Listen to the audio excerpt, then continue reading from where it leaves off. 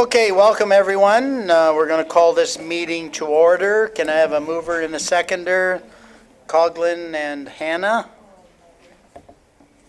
That the regular meeting of the Council of the Township of Springwater of May 3rd, 2017 come to order at 6:32 p.m. All those in favor? Carried. I'd ask everyone to stand for our national anthem led by Councillor Austin and remain standing for a moment of private reflection or private prayer. O Canada, our home and native land, true patriot love in all of us command. With glowing hearts we see thee rise, the true north strong and free. From far and wide, O Canada, we stand on guard for thee. God keep our land glorious and free. O Canada, we stand on guard for thee. O Canada, we stand on guard for thee.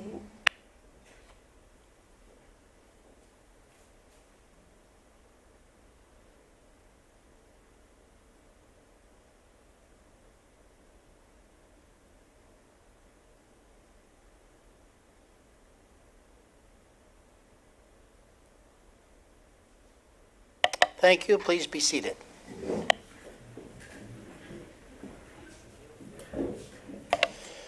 And does anyone on council have a disclosure of pecuniary interest in any of the matters on tonight's agenda?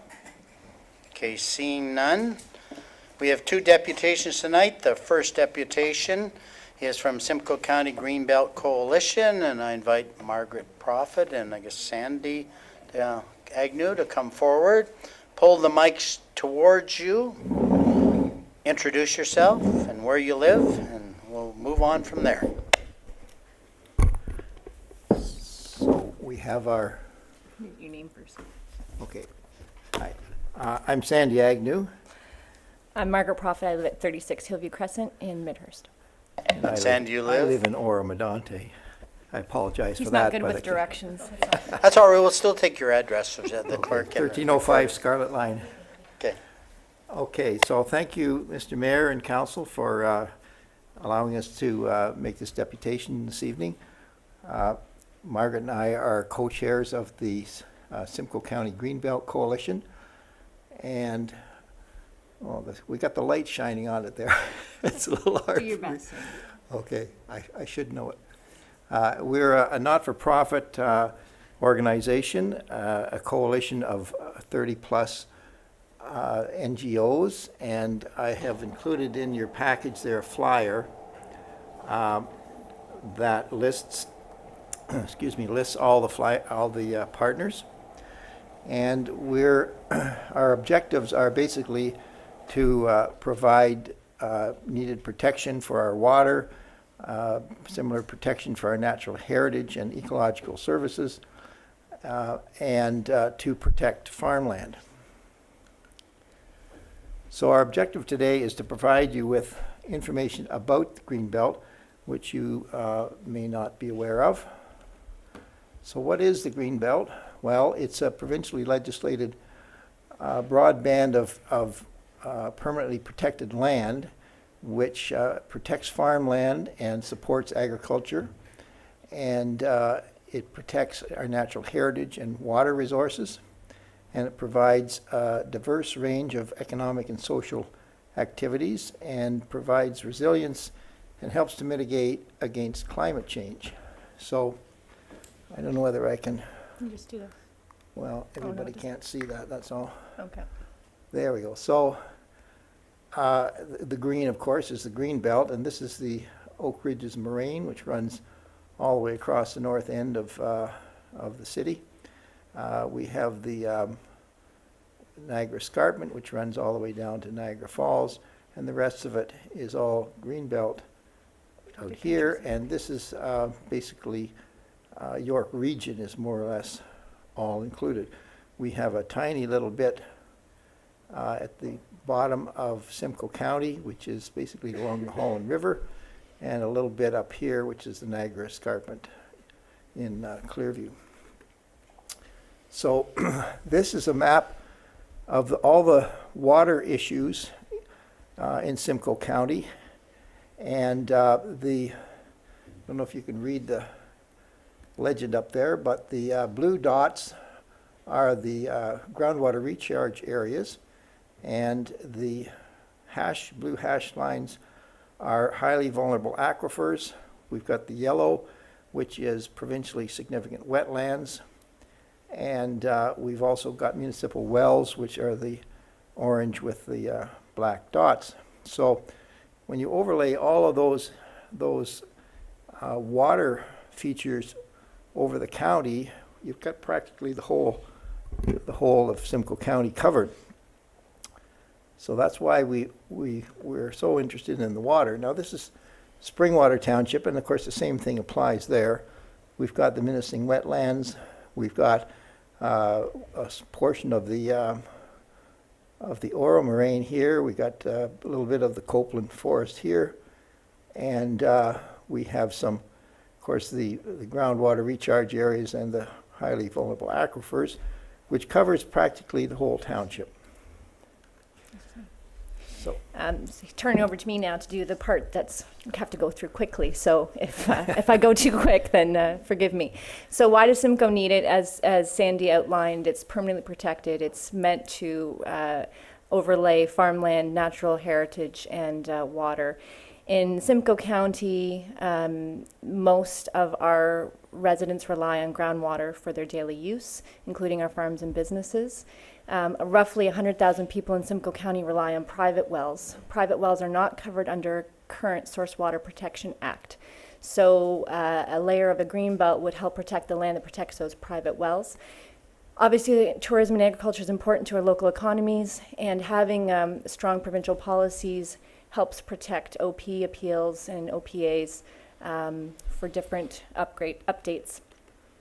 So a lot of people think they know about the Greenbelt. There are some myths to the Greenbelt that I'll go through.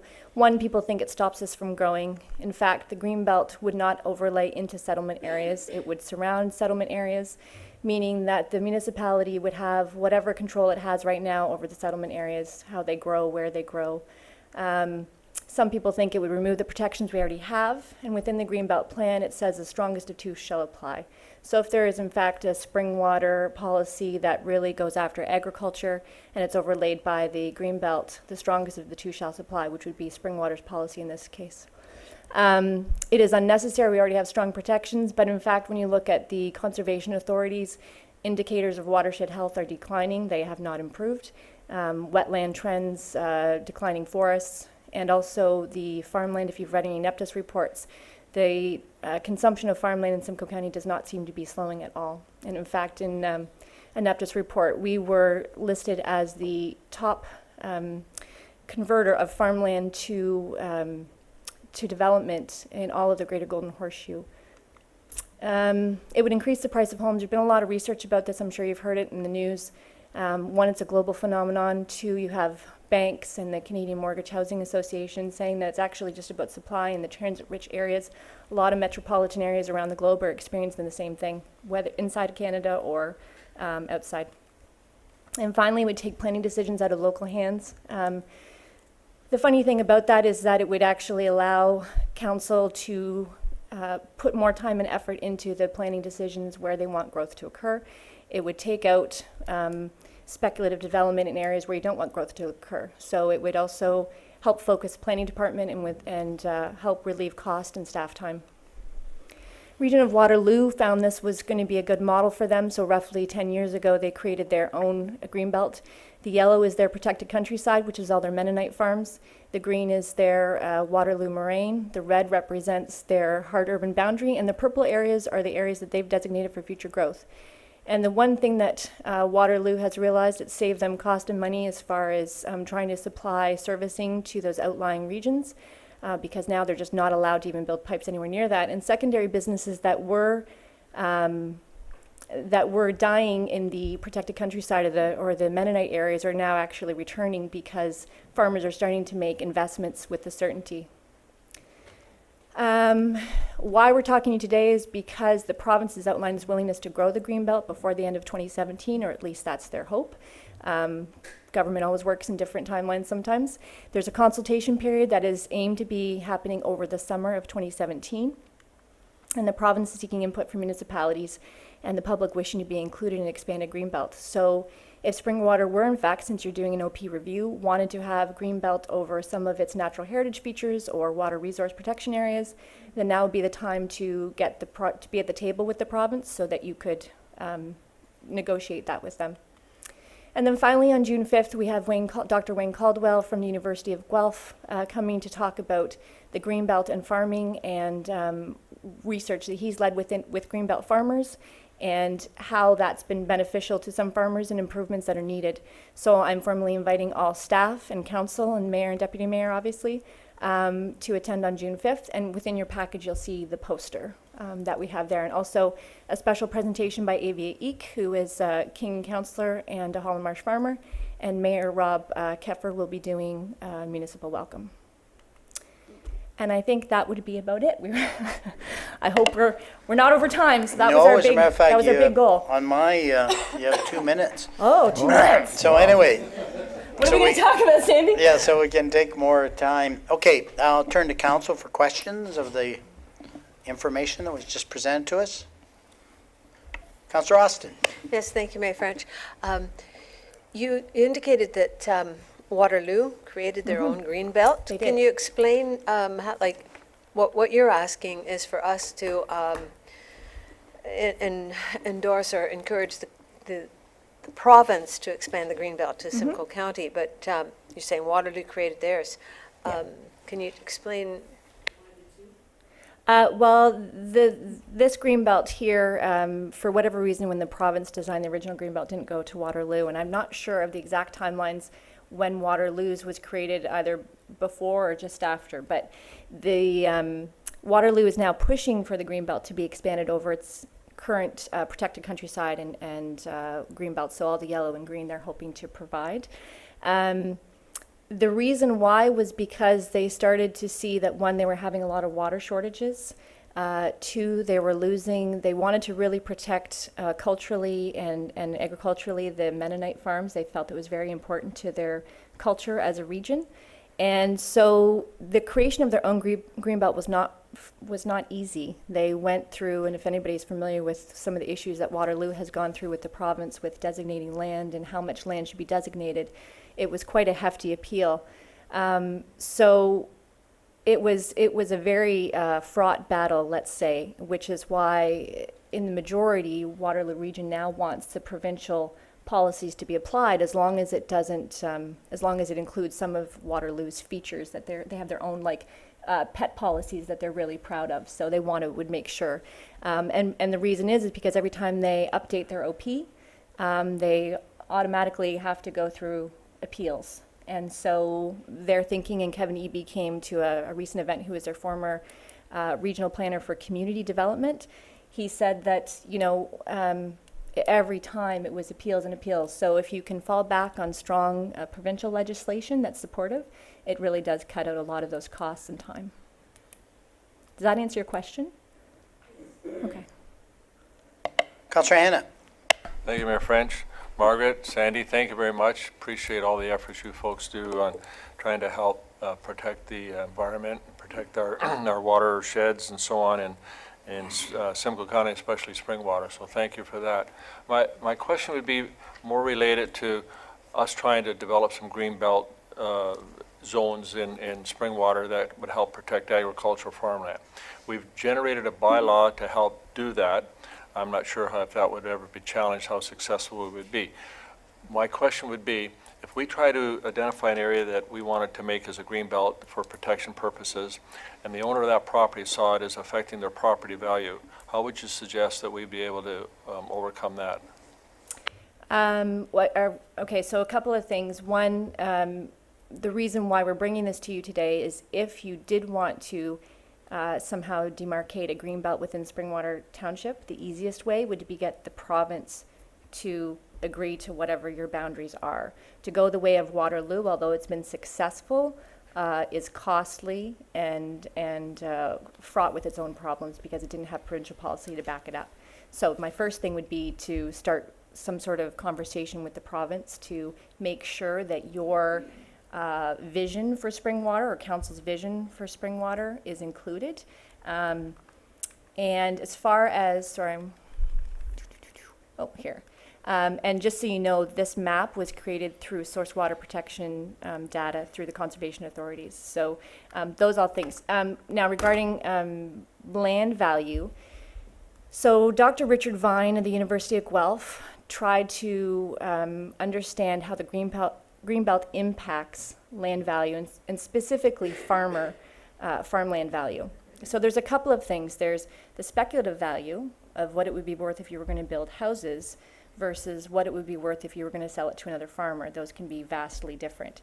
But what he did find was that within the Greenbelt, for those farms that were within, I think it was 3 kilometers of the GTA, there was, I think it was 7% drop in value. When you got outside of that, it was a negligible difference. So that's the only data that I have to support land values for a speculative value. May change, but again, that's speculative value. That's not actually worth, right? It's something based on the idea that's going to be converted to housing at some point, which is making it difficult for young farmers to get engaged into the business. Yeah, I just see that as a roadblock to us trying to create a green belt. If the farmer, for example, I'm just using farmer as an example, saw that as affecting their property value, that we'd have a lot of pushback, trying to stop development, if you like, on that type of land. And I'll just, through Councillor Hanna, through Mr. Mayor, I forgot I was supposed to be saying all that, sorry. The only thing that's interesting to note is that it's not a consensus within the farming community about the Greenbelt. The National Farmers Union of Ontario is deliberating a supportive statement about expanding the Greenbelt into areas of water concerns. Our local Simcoe County Federation of Agriculture is also not on consensus either for or against it. It's quite split. The OFA has been talking a lot about strong urban boundaries, hasn't really weighed into the Greenbelt, but even they're seeing that the loss of farmland needs to be stopped. So it's not really every single farmer is against the Greenbelt. I wouldn't say every single farmer is for it, but it all depends on what their future plans are for their farmland. Councillor McConkey. Do you see it easier to do like a phasing approach? Because like when we look at the wetlands, like the other green belt south of us, it dominates like any wetland. There's no development that can impact a wetland. So if we as Springwater were supposed to do phasing or something and push the province, could we go, do you see it easier, similar to what Councillor Hanna's saying, like we may get some pushback in some other areas where we designate it and we'd have to work with the province. But to me, it's very easy to say that you want all of the menacing wetlands to be in the Greenbelt. And I see that as a priority, and like maybe in a lot of projects you take a phased approach, and I don't know if there's a phased approach that could be applied to this. Well, through you, Mr. Mayor, to Councillor McConkey. I would say that the province, well, it's 10 years, I think, since they 10-year brought review in schedule. the original green belt. So they're reviewing it now. They're going to make some kind of decisions on how much they expand it, and so it would likely be another 10 years before they reviewed it again. So it would be, so do it all. That would be my suggestion. Through you, Mr. Mayor, to Councillor McConkey, the Greenbelt plan went under consultation review with those, as far as the Greenbelt plan, Niagara Escarpment, Oak Ridges Moraine, and the growth plan. Those changes, that final review should be coming out in the next few weeks. And so there are some policies within the Greenbelt that they may allow municipalities to do a review on a shorter term. I'm not really sure. So until those final reviews come out, as far as I understand, it would be another 10 years. That could change in the next couple of weeks, but we don't have the data or the policies that are final yet to say. Follow up. I have a question. If this is due this year, when do we see something coming forward to council from staff? Like, has staff gotten a letter from the province asking for our input on this? Like, I just want to know what's the next steps of how we would proceed with something. I'll go to Director Spagnell. Thank you, Mayor French. Through you to Councillor McConkey. Staff did provide comment to council with respect to the growth plan amendment. There really wasn't any comments made with respect to the Greenbelt because the municipality is not impacted or affected directly by the Greenbelt as per the provincial plans. But there were comments that were provided as part of the growth amendment, proposed growth amendment changes. And maybe just as a follow-up with Director Spagnell. In our new official plan, will we designate greenlands, or that, is that the terminology the county uses? Because I know we had an issue with the Orlake Golf Club where it had to be reconsideration because of control of development. Maybe you can comment on that, because maybe that's the start of the process. Thank you, Mayor French. The Greenlands are a county designation that were applied to a large amount of lands throughout the county, which included agricultural areas or environmental linkages. What the Greenland designation generally does is restrict or prohibit new or non-related farm development within that designation. It's a similar designation to the Greenbelt, but of course, as been mentioned in the delegation, it's one tier lower in that the Greenbelt is a provincially legislated designation. With that in mind,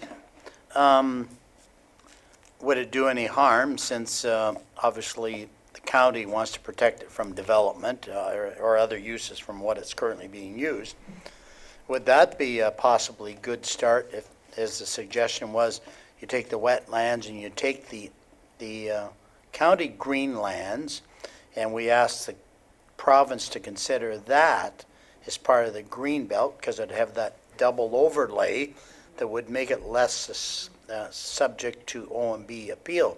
Would that possibly be an approach if for some reason council wants to support kind of some of the green belt designation?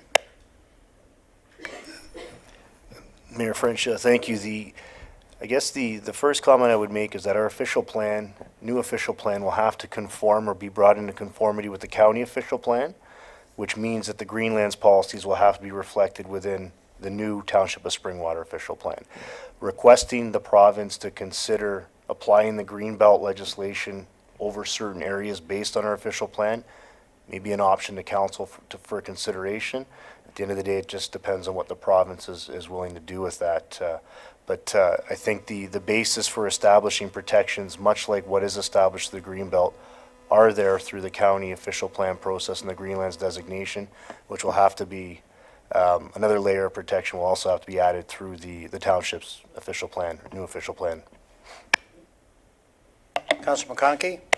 I've got a bit of a disconnect because I think you said that this input has to be provided by this year, yet I haven't, as a municipal councillor, received any information from the province to state that we should be looking at this Greenbelt policy. So are they really asking the municipalities to look at it, or are they just going to do it on their own, or what's really happening, or how do I get that information to know what input they're looking for? Through Mr. Mayor to Councillor McConkey. So there's two separate processes, so we're kind of giving you the heads up, if you will. The consultation process for the land use review, which was those 4 plans that I mentioned before, the growth plan, Oak Ridges Marine, that is has gone back to the province. They are going to be releasing the final policies that will also affect your official plan and the county's official plan. Those will have to be brought into conformity. After those policies get released, there is a separate consultation period just for expansion of the Greenbelt. That has not been announced yet. So we are in waiting for when that consultation process begins, but we are trying to alert municipalities because we know how much time and effort it can take to really have a fulsome discussion about this, to say 2 things. 1, if you're thinking about it, start now. And 2, it's better to be at the table if this is what you're thinking than to not be at the table and things happen that you may not be happy with. Because as the province has talked about expansion of the Greenbelt in their proposals, it says that it does not need municipality support. So we feel very strongly that a made in Springwater or a made in Simcoe solution is the best solution because we have more local knowledge. However, if municipalities aren't aware that they don't actually need your approval and you're not at the table, then you don't know what the product's going to be. So we're trying to encourage you, if that's something that the council's inclined to get started now or to start thinking about it so that you're not stuck with a product you may not like. Any other questions? Councillor Austin? Yeah, thank you, Mayor French. I was at a public information center a week ago yesterday in Barrie on the plans between now and 2031 for changes to Highway 400. And I was surprised to see that the Ministry of Transportation wants to change it from the current 6 lanes from Highway 89 right through to Highway 11, just north of Georgian College. They want to expand it from the current 6 lanes to 11, or 10 lanes, so 5 on each side, and also reconfigure all the interchanges, and which means it can't help but wonder, you know, are there plans between now and 2031 for a lot of population growth up in the southern half of Simcoe County, up to the Barrie area? So I'm glad to see that, you know, the township, or sorry, the province is, you know, considering expanding the Greenbelt. But on the other hand, I can't help but think when I see the potential plans for the expansion of the highway that they anticipate major population growth. I know it's all speculative, but it makes me wonder. Any other comments? Okay, I guess my closing comments is, I think one of the concerns, and talked about many times, I'm very much in favor of the green belt if appropriately done, because there's mixed signals from the agricultural community. And quite honestly, I'm supportive of green belt, obviously over the sensitive lands, and we have a ton of them. And when you look at if you bring up that, it really bothers me, bring that green belt map up. This is what just amazes me, and there's people that had a lot more influence than we did. It misses entire Simcoe County, except for the Holland corner of the Holland Marsh. Well, I don't think that was by accident. And so that disturbs me because there are a lot of sensitive lands and so forth. I would like to see the green belt expanded, but my caution is we have to ensure that especially existing operations and farming community is not saddled with new regulations or hindrances that raises their cost of agriculture. And that's the only caveat I have. I would like to be, because we have so many recharge areas that quite honestly are being paved over. And we know from our own experience, all you have to do is look at Barrie. One of the problems Barrie has is, yes, they've got a new water treatment plant because basically their recharge areas are disappearing and they can't depend as much anymore on deep wells. And I could see us having a water problem, not in my lifetime, but definitely not too far from the end of my lifetime. And so anyway, I'm supportive, and I would like to see us kind of think about this. And I think a start would be even to suggest to the province, well, you know, let's at least start even with the county kind of Greenland designation as a start.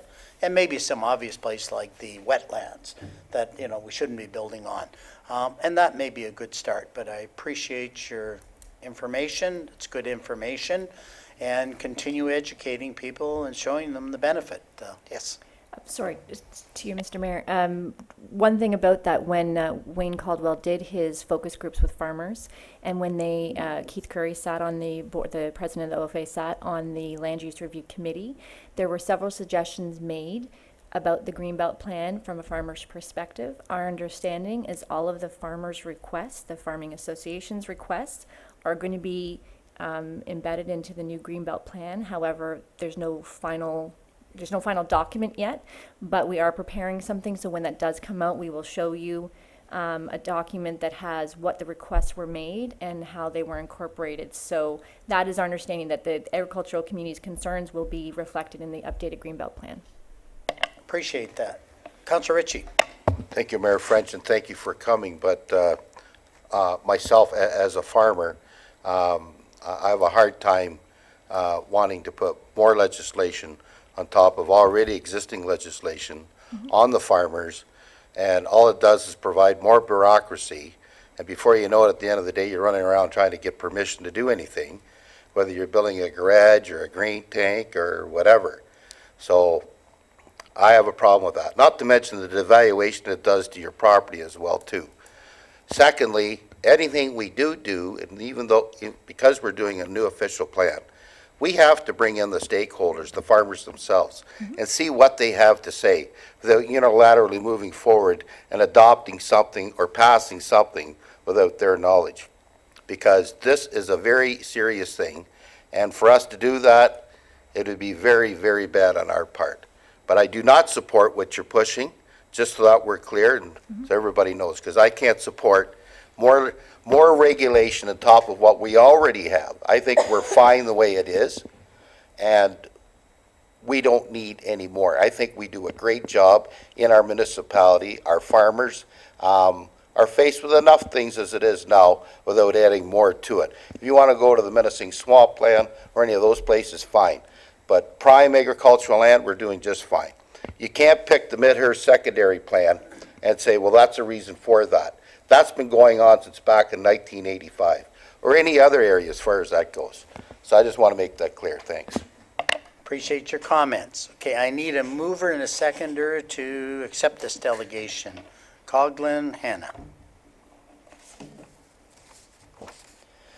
That the delegation from the Simcoe County Greenbelt Coalition be received. All those in favor?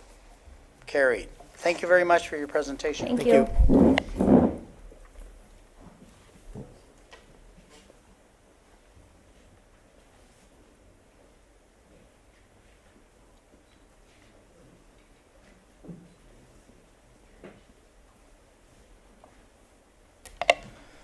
He's already here. Brandon Amiot. Okay, we have a delegation from Pride, Simcoe Pride, and so please, kind of give us the information that you have. I think it's being loaded.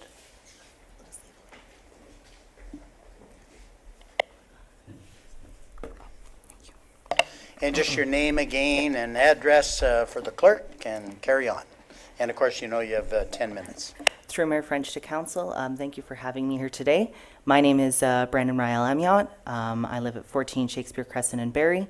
I am the president of Fierté Simcoe Pride, which is the county's Pride Association, and it's my pleasure to be here today to talk a little bit about what we as Pride do and talking a little bit about the importance of visibility within rural communities. So I'm going to start off with a bit of background. I obviously won't be able to in the 10 minutes to get into some of the nuance of this discussion, but I do hope it'll bring a little bit of perspective. So the LGBT community in Simcoe County has been actively participating in different events dating back to approximately 1984. There have been various renditions of Pride or Pride-like groups in the county, some of which still exist to this day. And we as groups continue to advocate not only as a Pride movement, but within the human rights movement in Canada and abroad. Simcoe Pride as a current rendition has existed since May of 2012. And we started off and continue to be a small grassroots organization aimed at uniting the county in Pride. And this continues a long-standing tradition of work in our communities, and we continue to build community partners on various different initiatives. Our vision is a safe and inclusive Simcoe County that unites and supports the LGBT community in Simcoe County. So you'll see here as I'm going along the slides, our theme this year for Pride Week is Create.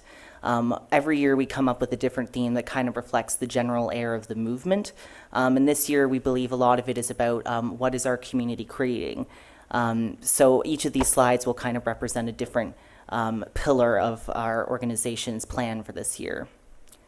So talking specifically about the precedent of flag raisings and proclamations in Simcoe County, there is quite a history in the county, and the county is quite a large region, not only in terms of the geography, but in terms of the municipalities. So since about 2003, proclamations have been issued in the city of Barrie that I'm aware of. based on my research. And in 2004, the very first Pride flag raising was held at the city of Barrie, as well as Midland, Penetang, Aurelia, and Bradford joined in Pride celebrations, and this was before our existence. Now, since 2012, we've grown exponentially, beginning with just one municipality in 2012, and moving onward, as you see, we've grown, adding in places like Ramera and Ormadonte, and so on and so forth. Now, spilling over into 2014, we added even more municipalities, including, and this was a rather surprise at the time, the Township of Clearview, which at the time had a no proclamation policy but nothing specifying flag raisings. So the mayor asked the flag to be raised in that year.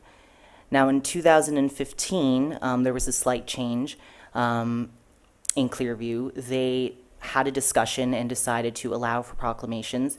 To this time, we've been unable to get a flag raising there as they don't have enough flagpoles, but it is something we're working on.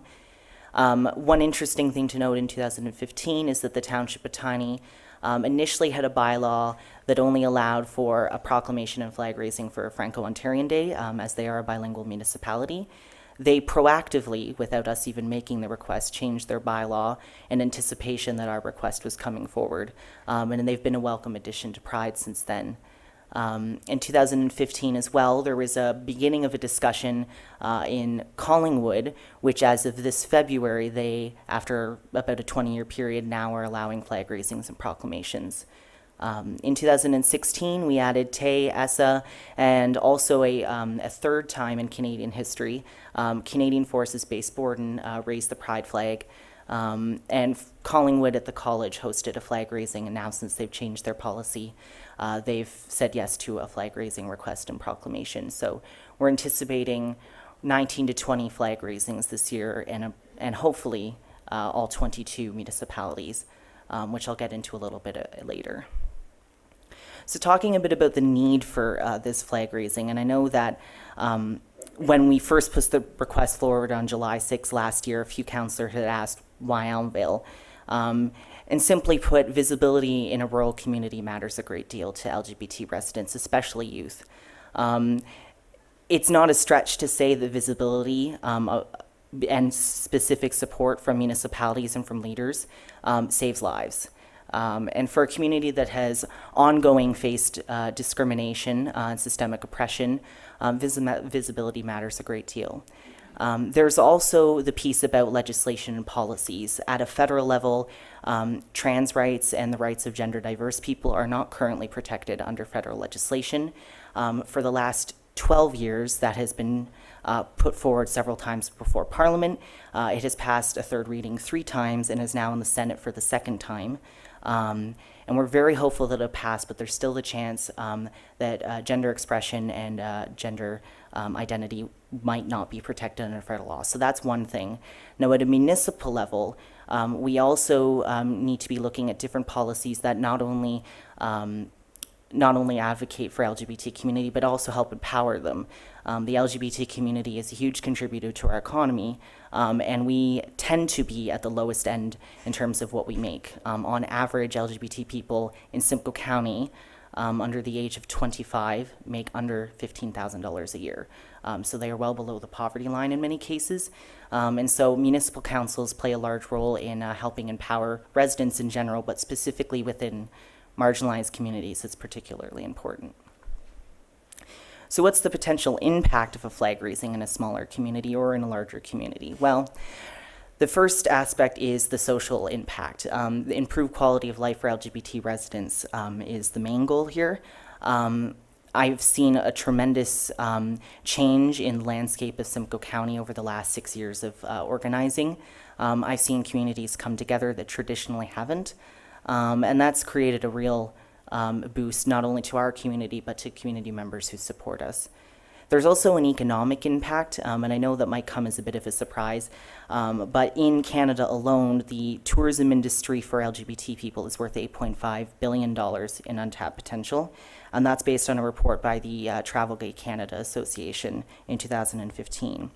LGBT people also spend 2 times per trip what their heterosexual counterpart pays, and they spend on average almost $5,000 a year on travel and tourism. So seeing a lot of LGBT seniors specifically moving up to Simcoe County and to Muskoka from Toronto region, looking for more greenlands and more tourist attractions.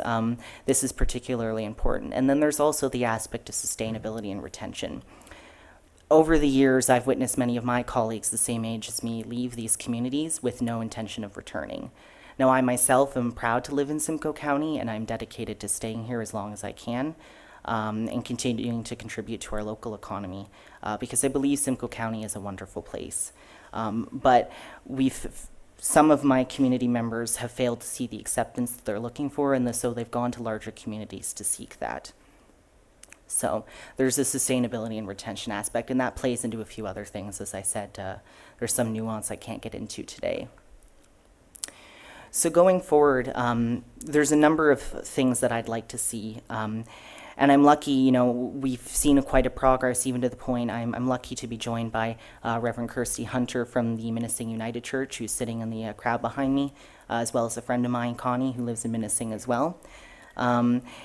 These sort of things might not have happened even last year, so I'm quite impressed to be here with these people today, to be here with council. My final comment is that our municipalities play a vital role in the work that needs to be done, not only to defend, but to support and empower the LGBT community. And we hope to welcome Springwater to our celebrations with a flag raising and/or proclamation, joined with the County of Simcoe, including 15 of the 16 municipalities within it, the City of Barrie, Aurelia, Baysborden, and the Chippewa-Vrama First Nation. Thank you. And I'll take any questions. Thank you. That's very good. You had 1 minute to spare. Our delegations tonight are following the rules. It makes my job a lot easier. Okay, let's go to council first of all for questions or comments or whatever. Councilor McConkey. I have a comment, and I'd like to thank you for your presentation this evening. I think it was even more detailed than last year, and I'd like to welcome you, and I hope that this council can welcome the requests that you're making to join with the other municipalities and with the county. And thank you for coming out. Other comments? Councilor Austin. Thank you for coming, Mr. Amiot. I really appreciate it. Excellent presentation. And thank you for staying in Simcoe County. That's great. I'm glad to have you here. Just to remind some people in the audience and at home, I do recall when you did come last year with this same request, and council made a decision to not accept the request or honor the request based on the wording in our procedural bylaw around this issue. But recently, we made an exception to that bylaw in allowing the Cancer Society flag to fly on the flagpole at the Elmfeld Library. We invoked the notwithstanding clause part of our procedural bylaw. I would argue strongly in favor of doing the same thing for you. The question is, like, I know later on this in today's council, I'm presenting a motion to where we as a council review the wording of the current bylaw as it exists and its notwithstanding clause around these issues. So the question is whether or not to make the motion tonight to honor your request, or to hold off until we've had a chance to get a report from our staff, which we're requesting for early June, and make a decision at that time, after which we would have a clearer understanding as to which way we want to go with your request. So I'm still trying to figure out where the rest of council might feel about that. Are other members of the council prepared to make a decision tonight, or do you want to hold off until we've had time to debate the wording of the bylaw as it now exists? I guess as the chair, since you do have a notice of motion and we could handle it right after the question period, to me it would be appropriate if we feel that our bylaw needs to be reviewed. It would make more sense to review it and then apply whatever the review is to the particular request. You know, or are we just going to continue to do it haphazard? Because, you know, the exception you mentioned predates any of our bylaws. So I don't consider it an exception. It was missed in the grandfathering exercise that we have. But anyway, I don't want to go into that debate. If we do, I'm prepared to address that. Questions? Councillor McConkey? I think it just comes down to process. The last one was a process, and we planned to have an emergency meeting, and we voided the process, or I won't say voided the process, but we waived the procedural bylaw to make the exception. So and we didn't give it time. I would have preferred time at that point to overthink everything. But since we made that decision, and I wasn't at that meeting, but I understand that decision was made. So if you're willing to make the decision in that motion and that quickly, then I'm willing to make it this evening for the same reasons, because I feel that we let them down last year, and then I didn't vote for it because I thought we were all standing here to say that we were never going to have anyone raise a flag, that the flags that we were going to raise were for the provincial flags.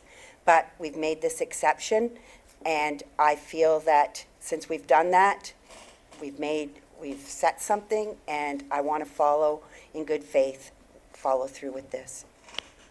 Councillor Coghlan? All right, thank you, and thanks again, Brandon. In July, you'll remember, last time it was difficult, and again, tonight it's difficult because we do still have our procedural bylaw in place, and it is something that I would love this council to look at. But I agree with Councillor McConkey in that when you're on council, you're one vote, but when the 7 or 6 at the time came together and made a decision for this council, we did. We had a special meeting of council. We let go of our procedural bylaw, and we put a flag up, which was in contravention to our bylaw at the time. And I think, too, if this council doesn't then afford the same opportunity to every group that comes forward, it's acting in discrimination, in my personal opinion. It's unfortunate because I do stand behind our bylaw. I do believe that, you know, while providing in any way something that makes it easier for people to just be, it's a great thing. But I do think that proclamations do not belong on municipal flagpoles, myself. So again, tonight, if we do bring this vote forward, because we haven't had the opportunity to debate and discuss and create a municipal bylaw that is either inclusive of all or says no to all, I think that's where the issue is, because I stood behind a bylaw that said, we will support you and show us what are other ways as a council we can support Simcoe Pride? Because we have a non-proclamation bylaw. It's not that we don't want to support you. We just have a non-proclamation bylaw. And that is something that I'm supportive of. So I do agree with Councillor Austin that we do need to take a look at it if this is in the direction, and clearly the majority of council felt that we need to have proclamations and flags flying. So this is difficult because, like I've said to you in conversation and at the council table, I think what you're doing is a beautiful thing, and I thank you for it. It makes this world a better place for many people, but I tonight would not be able to support it because it's the 3rd time I'll be voting on it, and I'm going to remain consistently voting the same way. So, Councillor Hanna? Thank you. If your request to fly the flag, that's for July, is it not? It would be the July 31st date that we requested, yeah. Thank you. And I would suggest to council, and there's no rush, and as you're pointing out, Councillor Coghlan, if we're going to do this, do it right, change the law, don't violate the law, don't use this special rule option to do what we want to violate in a satisfied proclamation. Let's just change the law, create a flag flying bylaw if we have to, but do it right. Don't just say we're going to do it tonight because we're being asked to do something that's going to happen in July. Let's look at the bylaw, decide we're going to change or not. If we change it, then it's a done deal. I just have a few questions. One of the things that did confuse me is you are called Simcoe Pride, and you've already mentioned that obviously you do fly the pride flag at Simcoe County. And that is the appropriate level. Since you're Simcoe County based, to me, you are being recognized and you're in a fairly high traffic area. So I'm not sure why that doesn't meet your need. If I may. Maybe you could respond to that. So this discussion's actually been had at the county. The flag doesn't fly outside at the county offices, it's done inside. Currently, there's a policy, to my understanding, that they're not allowed to fly flags outside, but they may within council chamber. This question's come up at a number of municipalities. When we do it in the smaller communities, many community members in smaller communities can't make it out to that flag raising.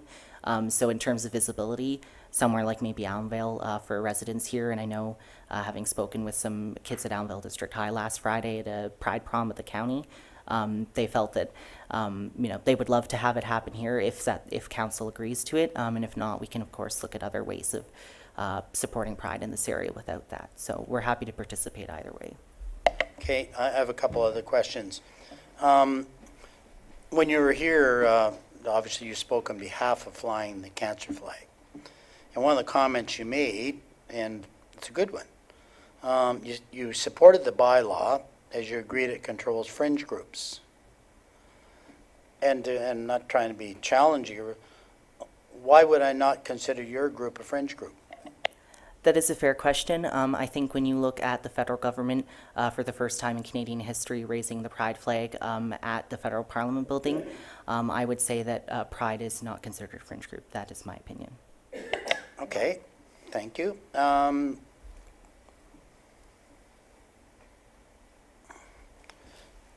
that's the only comments I have, and depending on what the resolution is. Councillor Coghlan? Just as a note, and further to what Mayor French has said, suggesting that the Simcoe Pride flag needs to fly at a Simcoe County building is equal to suggesting that a Canadian cancer flag needs to be flying at the Parliament building. The point of a flag is to raise awareness, and it should be put everywhere for a raise. This is what this group is doing. It's not, and this is why there's a non-proclamation bylaw, because these decisions become personal, and we are elected to make decisions on municipal business, and by waiving this bylaw or changing this bylaw, this is what we're going to do. I can knock on people's doors and ask them if they want a stop sign put somewhere, or if we're going to build an organics facility, but it is not it is an honor to speak for people, but when you start speaking for people when it comes to their religion or their sexuality, it becomes personal. And as you can tell, I don't deal with that well, because my own personal, the thought of Simcoe Pride being fringe, it's offensive to me. And again, thank you for bringing this to this council and evoking this change. And I agree with Councillor Hanna that it needs to be done right. I believe in the regulations that we have and the bylaws that we have in Springwater, and thank you for helping us make the changes, as you said, change. That's what needs to happen. So hopefully we can create that with you, but again, I think that we need to work on our bylaw, and hopefully it's something that's supportive of your initiatives. Councillor Ritchie, I think, comment. Thank you, Mayor French, and thank you for coming. I agree with Councillor Hanna. Let's do this right and get it right. So thanks for coming, and I'm sure we can fix something up. Thanks. Yeah, and yes, I'd like to see a solid bylaw, because one of the things that we've decided do we have proclamations? Do we have flag raising? Because I think it was noted that there's still some municipalities that don't have flag raising. Do we want it? Do we want to do proclamations? What's the mechanism? I know in Barrie they have about 200 proclamations a year, but it's easy. They just go to the mayor and say, "Can you proclaim this?" And he says yes or no, and usually says yes. Here, it's going to be a decision of council unless we do change our bylaw. So I guess what we have to decide is, do we receive the delegation? Is that what you'd like? And what I'll do is I'll move your notice of motion up to after question period so they can hear what the motion is if they like. Since you kind of brought it to our attention, Councillor Austin, I'll kind of refer to you. How would you like to see it dealt with? Thank you, Mayor French. I would like to move it up to right now. I'm prepared to make the motion. Just wanted to comment, though, on, in my mind, the location of the flag, if and when we choose to accept the flag raising. I think putting it at the Elbenville Public Library is the right location because it's very public. And what it would do is making a statement that, that our township supports our friends in the LGBTQ community, a community that has been badly treated in the past and therefore deserves some better treatment in the present and the future. So the location, I think, needs to be public. Yes, I would like to move my motion, which is further down, and of course, in the agenda, to now. So, okay, so you want to make the motion now Please. instead of receiving the delegation? Yes, please. I mean, we can receive the delegation, and then I could make my motion. Okay. So we, Is the motion you've given notice for? I just want to yes. clarify. Yes. Okay. It's No, I the- thought you were. Sorry, no, it's the okay. motion that I've given notice Okay. for. No, I just want to make sure we're not Okay. colliding No. motions. Okay, Councillor Coghlan? Thank you, and through you to Councillor Austin. I'm curious if you're open to a friendly amendment. As it stands now, it's asking, I can't do that now? Just to be clarified, just for clarification, then, the recommendation as it stands is asking for a comparative. It's not asking for the opportunity for council to update or look at or change the bylaw as it exists. And I thought that might be something that we would like to do. Yes. Well, I think we're going to have to address that when we get to the actual bringing the motion forward. So at the moment, no, we're not.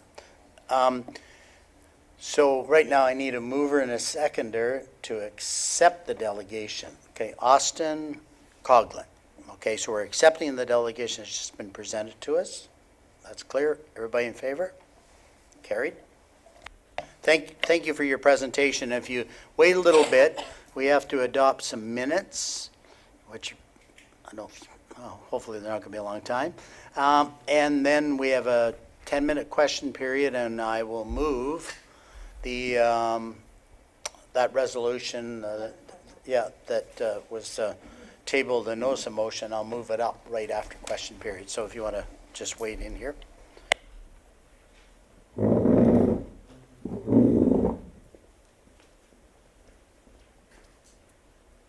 Okay, so let's go to the next item on the agenda, and it's minutes.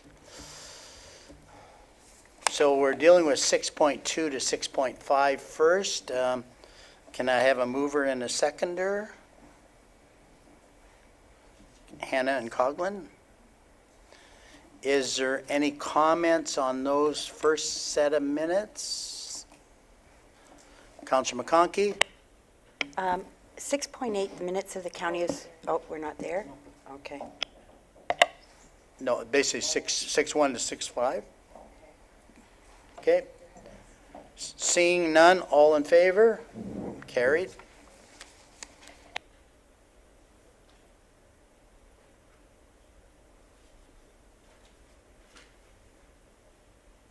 And now we're going on to the 6.7 to 6.11. Do you want to pull the county minutes? Is that what you're? It's just a comment. Okay. Okay, well, I'll get it on the table. A mover and a seconder for those minutes. Austin, Hannah. Okay, if you want to make comment, we'll make comment.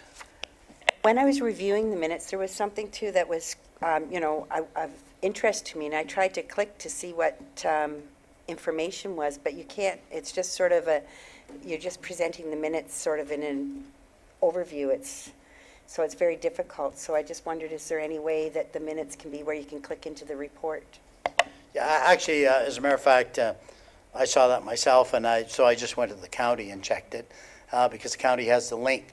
What Councillor McConkey, and I meant to mention that, if you take the minutes, they have a hyperlink in it, but if you click on the hyperlink, it doesn't go anywhere.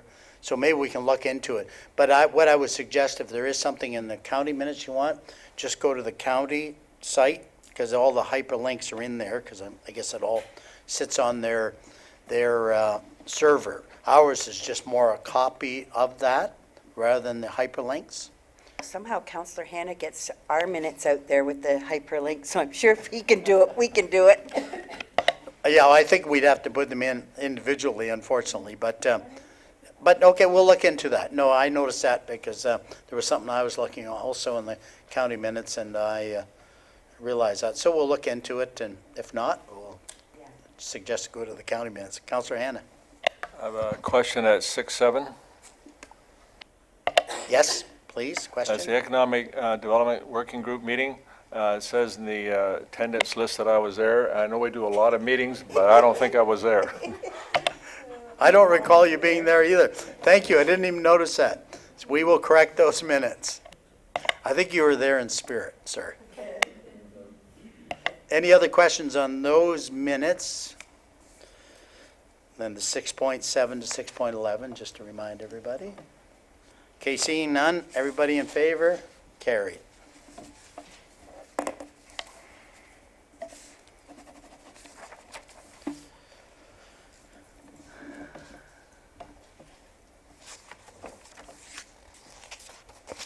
Turn my page.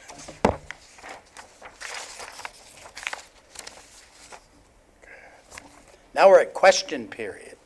So anyone from the audience is welcome to come forward, pose any questions, preferably on the agenda, but we'll entertain other questions and see if we can answer them. Come forward. Name and address, of course. Good evening. So David Strawn, 47 Finlay Mill Road in Midhurst. And once again, I'd like to thank the Council for your careful consideration of everybody's questions and issues. My question today is one really concerning optics. And it's not to do with something on the agenda, unfortunately, but I think it's an important thing to raise. It concerns an article in the Springwater News dated April the 9th, 2017, which reads as follows. This past month, Elmvale Minor Hockey Association received a very generous donation from Geranium Homes of $10,000. The article continues, Geranium Homes is a developer who has projects coming up in Springwater Township. The question is it appropriate to accept donations from a corporation which stands to profit from a favorable council decision? You won't like my simple answer. Anybody that wants to assist groups in the community are welcome. So then the question is, it might not look bad today, but it could look rather bad if council voted in favour of the donor after a very generous donation was made. Well, that association is not part of the township operation. So I guess the answer is that you can't do anything about that. No, I mean, it's outside of our authority. We can't tell anybody that they can't donate to a worthy cause. That would be inappropriate. I think we'd be interfering with the process. So it seems strange because in my broadcasting days, which I know you were involved with as well, Mr. Mayor, I used to call on television stations as a supplier, and we would frequently go to lunch with private television people, but CBC refused to even take a lunch from a supplier. Yeah, but the CBC obviously is buying the equipment. We have nothing to do with volunteer organizations in the township. But the They are town- self-supporting. It seems that the township would gain from those kind of donations, though. I'm not sure how the township would gain. I Well, think it would lower the cost for the participants in the hockey league. It would, Right. but we're not subsidizing No, those but I mean, teams. the donation substitutes as a subsidy from the township. No, I don't agree. Okay. Actually, no. Okay, and Okay. is there anybody else? Because I know I we're ask going to why, eat up time. People have, when presenters have come forward, I'm just curious as to why. Sure, no, I'll let you respond. I don't see anybody jumping up to ask a question, so go My ahead, apologies. Councillor Coghlan. Through you, Mayor French, my question is, when you were speaking about this, the mayor's golf tournament came to mind, where the municipality actually does go out and ask for local businesses and residents, such as the corporation that you're speaking to give to us so that we may assist our local residents through that. So is that something that would have concern to you It's as a matter well? of opinion. Okay. No, as a matter of fact, that's actually a very valid point. No, like, a lot of companies dealing with, and most organizations, dealing with the corporation, if you're suggesting that the people within the township are being unethical because someone kind of donates to a cause, I'd find that comment offensive. Well, do you so- not have to consider what the motive for the donation was? No, I don't. No, I assume everybody's being altruistic, whether they are or not, is the case. And how far do we go in cutting off people assisting? Because quite honestly, we can pay for everything out of the taxpayers' dollars. But there may be a lot of programs that never happen in the township if the taxpayer had to pay for them all. And of course, quite honestly, if you do have a concern, I would contact the ombudsman's office, is what I would do. I'd ask them the question. Very appropriate. So can I assume that the municipality has no direction or policy regarding that?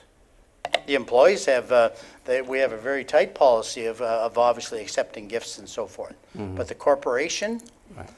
of course, if you're suggesting the corporation, well, if they get a donation from one body, they turn a blind eye to something, again, I would go back to my comment earlier, I'd find that an offensive comment.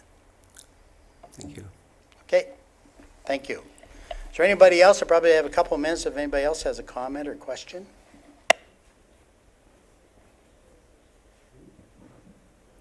No, it was just a comment that the Elmville Figure Skating Club also received a donation of $5,000 this year from the same corporation. I think it was the same corporation. But. No, and again, not aware of those because we don't run those institutions. Pardon? No, I'm sorry. Or do you have a question? Okay. Yeah, but I'll give you a couple minutes.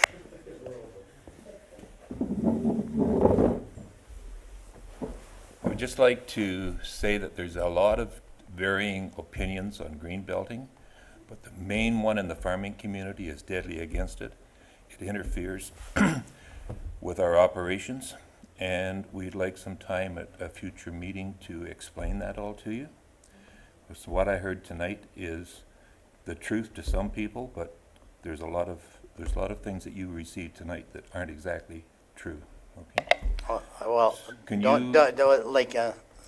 In the green belt Don't report. suggest things that aren't the truth unless you bring the evidence, but you're certainly invited to come forward with a delegation, the same as the Simcoe County Greenbelt Coalition. You can come Okay. forward. You're quite welcome to, Thank you. because we want to hear all aspects of it. Colin, can you provide your address for the clerk, please? 2444 Elliott Road, Phelpson, Ontario. Okay. Now, we're finished the question period, so I'm going to bring whatever the number is. Number 11, the motion forward from Councillor Austin. I need, actually, I'll read, so you can decide if you're seconding it. The resolution is that staff be directed to report on procedures of other municipalities in regards to proclamations and flag raisings, and that the report be provided at the June 7th, 2017 regular meeting of council. Seconder, Councillor Hannah? Any further discussion on that? Councillor Austin? So with reference to Councillor Coughlin's concern, I am assuming that when that report comes on June 7th, we will have the opportunity then to debate whether or not we want to make any changes. We would have the opportunity to make a motion at that time to make those changes. So I just wanted to have guidance from the clerk. Would we, after discussing the report from staff, be able to make any changes to the bylaw through motion? Madam Clerk. The report would come with various options, just as any other report for council to consider.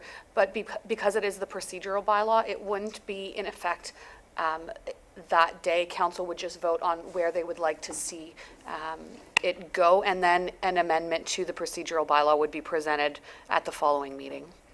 And that would be June 21st, correct? And at that,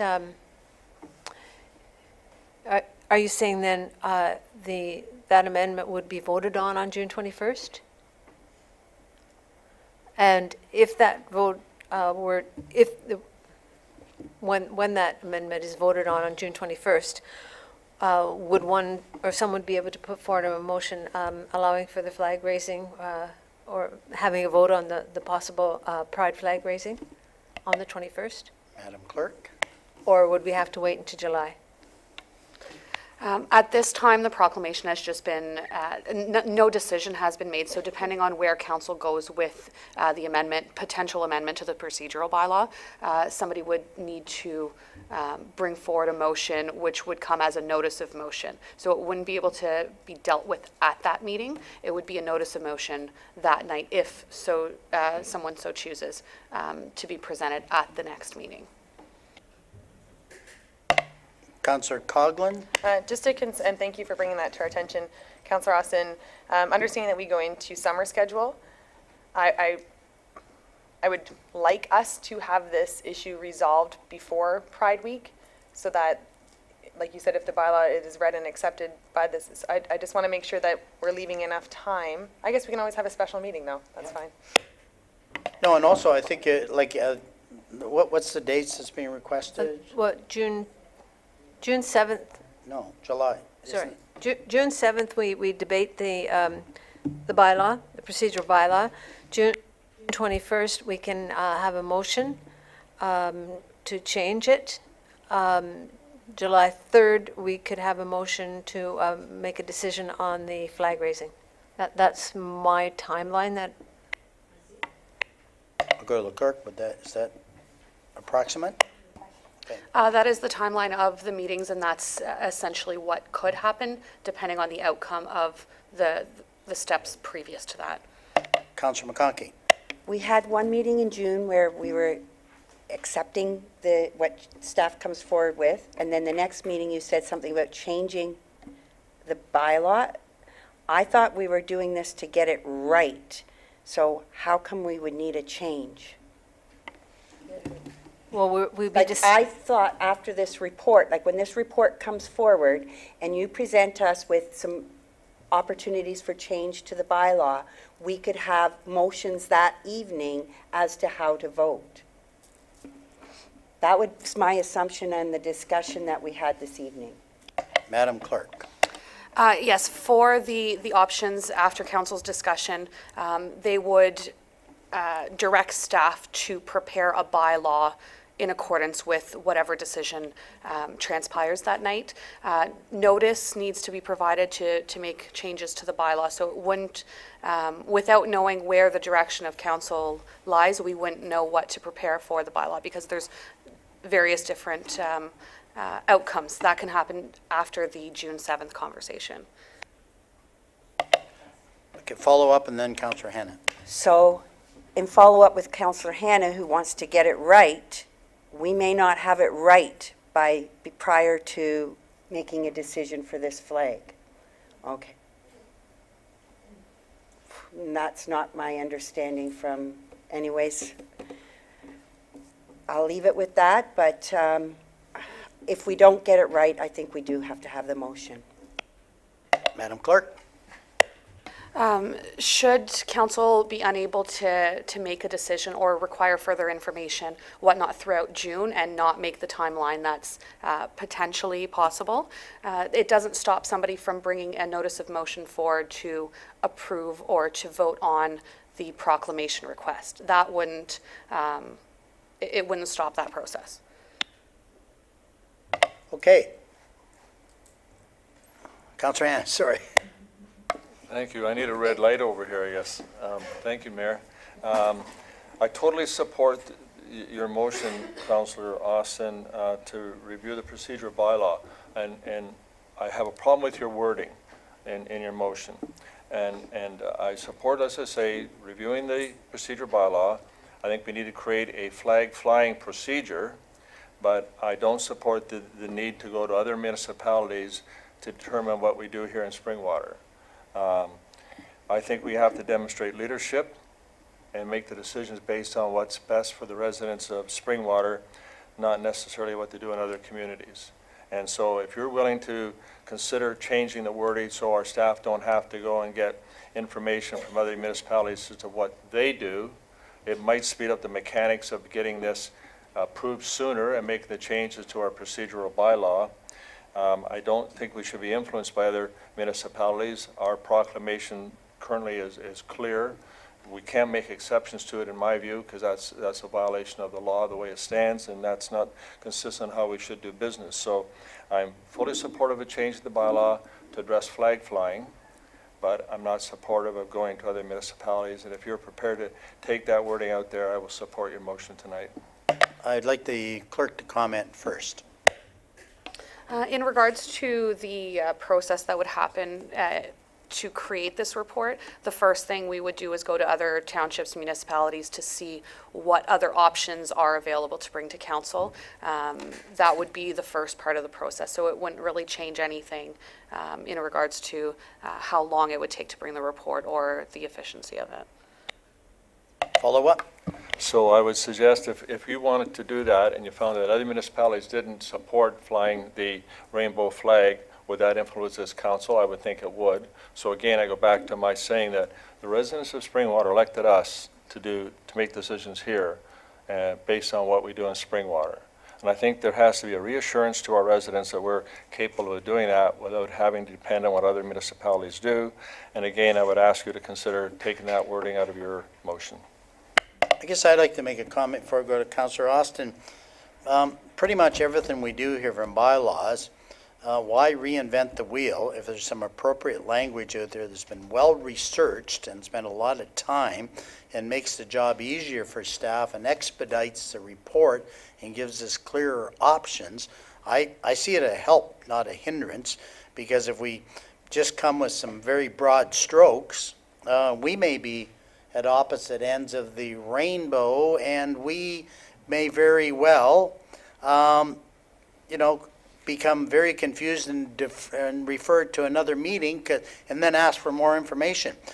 Everything else we do, we kind of provide input from other municipalities, would be my opinion. I won't support a change in it. Councillor Austin, or Councillor Hannah? You'd be surprised, Mayor, that if I disagreed with you, I'm sure. But I believe that we don't have to do that. We can simply say that we want to change our procedural bylaw and create a flag flying policy. Staff can go and draft up something and we can consider it. I don't see the need to put our staff to extra work to go and do something that I don't believe we need to do. And my point being is, if other municipalities say they didn't fly that flag, would this council then say, okay, we won't fly the flag? I don't think that's the will of this council based on the conversation we've had here tonight. So again, I'm just saying, why don't we make the decisions we were elected to make without having to depend on what other municipalities do? CEO Brindley, then Councillor Coghlan, then Councillor Austin. Thank you, Mr. Mayor.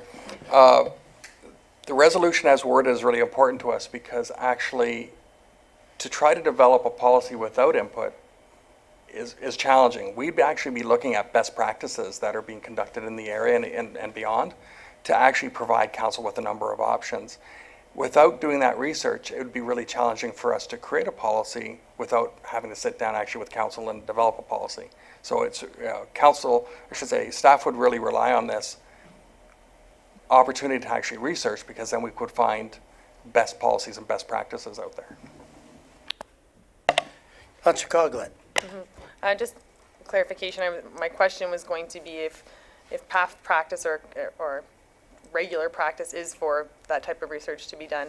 And secondly, we keep referring to one specific flag, and this is not about Simcoe Pride, this is about our proclamation bylaw as a whole. So regardless of whether one municipality chooses to proclaim specific things, we are simply researching their proclamation bylaw, from what I understand, not whether, thank you.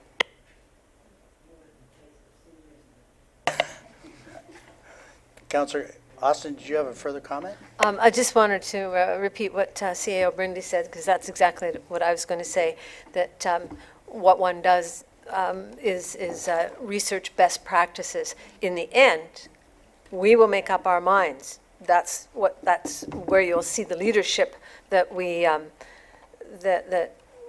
say that we will do. You know, it will be a Springwater decision, but it will be made with on the basis of wise research of best practices. Okay, good discussion. Okay, last one, Councillor McConkey. I don't see why it can't be removed because it's just a task. You're going to do it no matter what. So we can leave it or we can take it out. But I mean, it's a task. It's I'm just going to call the labeled vote. All those in favor? Opposed? Okay, carried.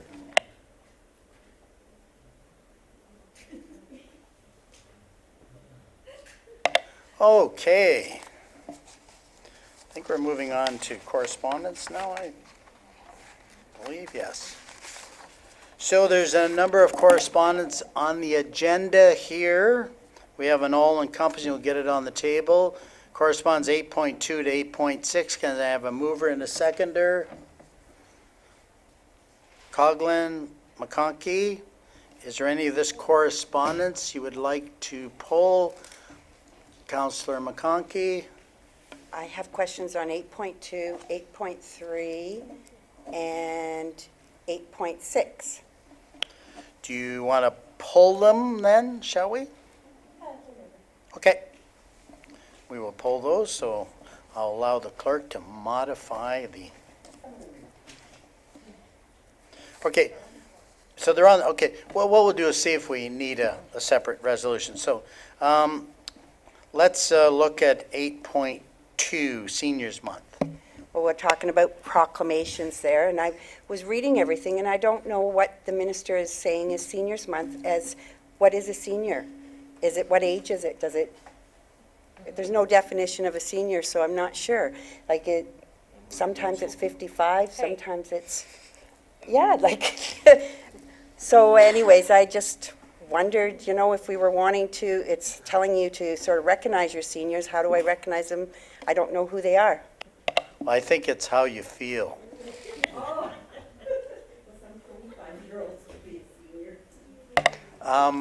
I don't know, that's a good question. We probably, I wonder if there is any guidance. I mean, typically retirement age is 65. Yes.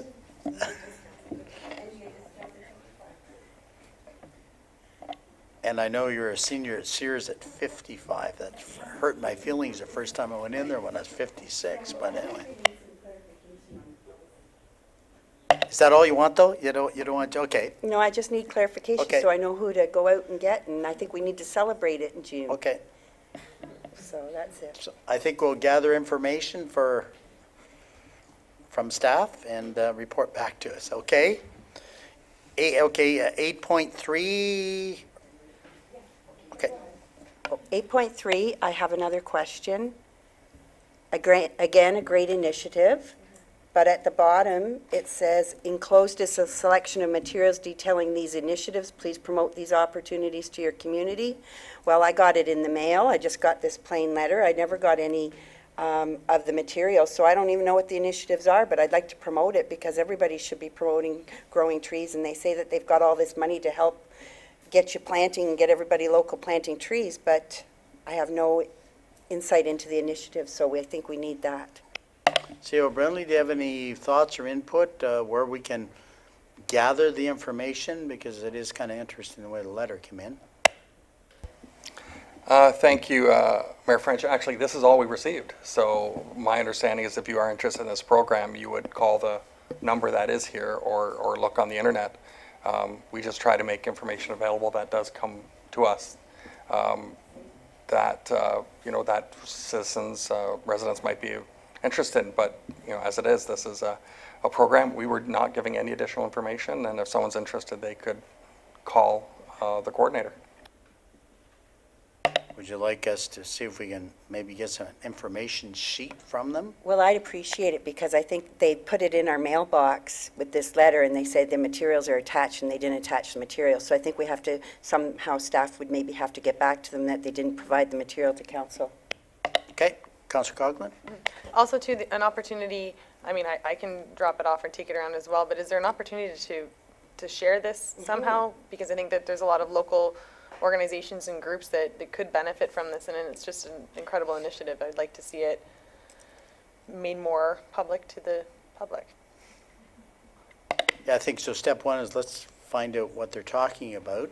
And actually, I'll do some checking with I don't recall it being on the MVCA correspondence, but I'll check and see if they received it and a number of other, and maybe Councillor Ritchie, you could check with Severance Sound, see if they received a letter of this and see if they got any information. But we'll at least gather the information and start there. Okay? Is there any other, okay, on 8.6, someone wanted to speak to that? Yes. Yeah, I was just reading the letter back to yourself from Ministry of Environment and Climate Change. And I was sort of surprised because I hadn't understood this in the process when when I'm part of the EA, but it says, as you are likely aware, should citizens or other stakeholders have outstanding concerns with the preferred design alternative or its potential environmental impacts, they will have an opportunity at the conclusion of the Class EA planning process to request that the township prepare an individual environmental assessment. So I really don't understand that, and I think it needs to be discussed so that I have clarity on that. CEO Brindley? Thank you, Mayor, and through to Councilor McConkey. This is the process at the end where you can ask for a Part 2 order, where you can actually bump this up, what's called formally a bump up. What the minister might do is if there is significant interest, the minister might actually prepare an individual assessment, otherwise take it past a Part 2 order and actually bump it up to a higher level. So this is essentially saying, if there are concerns, get them in as part of the process when we actually review the ESR. Those are submitted to the ministry, and then the ministry can then decide whether or not it's bumped up to a higher level. Follow up? It's not very clear here because you would think that the ministry would know the term bump up, and that's what we've all talked about. And to say that, to request that the township prepare an individual environmental assessment at what cost and stuff. So to me, there's a disconnect in what you're telling me and what this letter is saying. We will get clarity. Well, Mr. Mayor, I say that there's a disconnect in the writer of the letter, From but the ministry. but yeah, it's Like, an odd this is from request. the ministry that are saying this, and so the ministry, the province is always what holds us to our guidelines. So I need to understand these guidelines if they're going to put it out on public paper to residents and everything, and I have to understand if there's a cost to the township to this. Actually, what I'll do is, since it was addressed to me as a follow-up, I will follow up with the minister and get clarification. Yeah, no, I noticed that, and I assumed it's a Part 2 order, but, okay. And we got clarification on a senior in the province of Ontario, 65, just so you know. So if you're not 65, you're not a senior yet. You don't get to appreciate those benefits. Okay, I don't think any of those need to be pulled separately. So I do have a mover and a seconder. The correspondence and information items 8.2 through to 8.6 be received as information. All those in favor? Carried. Thank you.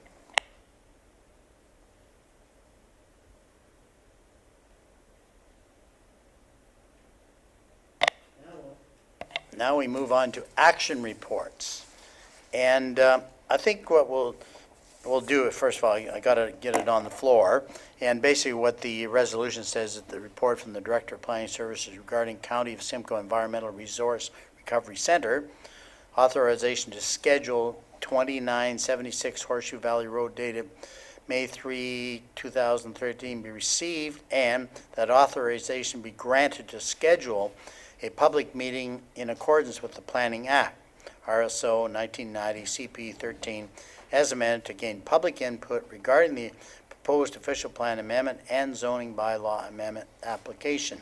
It may be, well, I'll get a mover in a second, and then I'm going to ask for some brief explanation before we get into questions. Can I have a mover and a seconder?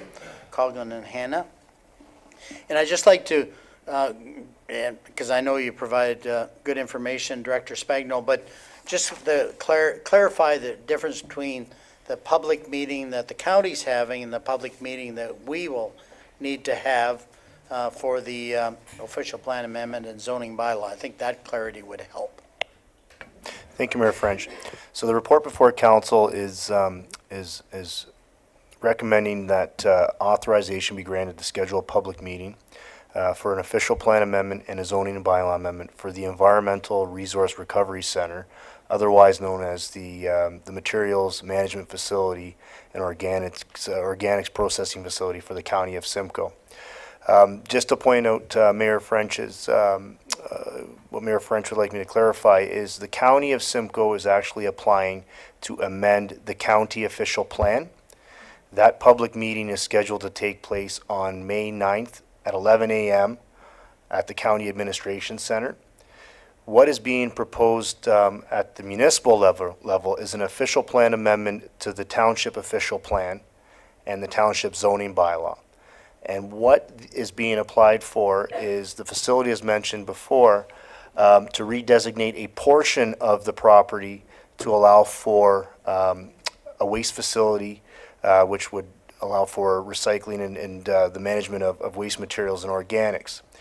Based on the application and based on the information that's been submitted, township staff has deemed the application complete as per the requirements of the Planning Act, which at this point in the process allows the municipality to schedule a public meeting to provide the opportunity to the public, to council, and to the authorities to provide comments with respect to the applications that are before the municipality. Any more clarification? Yeah, Councillor Austin? I just want to make sure, through you, Mayor French, to Director Spagno, that it's not done during the summertime. The meeting's not scheduled during the summertime. Director Spagno? Thank you, Mayor French. I would just like to note that planning staff has a tentative date in mind as being June, I believe it's June 19th. And that will be in the evening hours, provided that council gives authorization to schedule. Councillor McConkey? How many residents, or how are we going to mail out this public notice? I just wanted to know the boundaries. I think we need to cover a large boundary area here. Director Spagno? Thank you, Mayor French. Through you to Councillor McConkey. Notice will go in the newspaper, and there will also be individual mailouts to properties located, I believe it's within 1 kilometer of the boundary of the property. Councillor Coghlan? In 1 kilometer, so there's a group on Horseshoe Valley Road. Does that get anybody on Floss 3, into Anton Mills, like anybody else? Director Spagno? Mayor French, through you to Councillor Coghlan. The direct mailout won't, but the newspaper notification will be provided, so that's meant to extend out to those areas or anybody having an interest. If it is council's wish to extend the circulation mailout, that's something that can be considered as part of this process here. I'd be open to any suggestions that council wishes to offer. Councillor Coghlan? Thank you too, and I'm not sure if there's an opportunity. Can we post our public notice at the county's public? I don't know if we're able to do that. If tonight we approve this and there's that, can we have that like a sign saying Spring Waters, like, because it's Tuesday that we have to go there, so can we tell people on Tuesday when ours is? Like, that would get a lot of notice. Director Spagno? Mayor French, through you to Councillor Coghlan, I can ask the county representatives to relay the fact that the local municipal or the local public meeting is being held with the specifics and whatnot, so that they relay it to anybody in attendance at the county public meeting. Councillor McConkey? I don't know if that's appropriate to get the direct mail out, because 1 kilometer is not that far when you consider where the site's off and it's away from people. Like, I don't even know if it would reach Nicklin Farms. It would, 1 kilometer? Okay. So, but you have to go further in a mail-out, I believe, than what we're doing. I don't believe going through the newspaper. A lot of people tell me, my residents say, well, we never read the newspaper. And, you know, we've heard that in other public meetings. I don't know how we do it, but at least if we say we've mailed it to your house, do we have a list of people who have signed up for this, or does the county have a list? Director Spagno? Thank you, Mayor French. Through to Councillor McConkey. There is a list of people who have asked for notification with respect to the public meeting. They will be circulated and sent notice by mail. I guess I'd just like to defer for a moment to Councillor Coghlan. It is your award. How far would you like to extend it? Because I think it's Director Spagno, because I do believe this is a significant situation, and probably maybe the reach out should be more, because we've done that in other situations where it has a significant kind of impact on the residents. So maybe you want to suggest a radius or draw a map for Director Spagno, and maybe we can pick a postal code.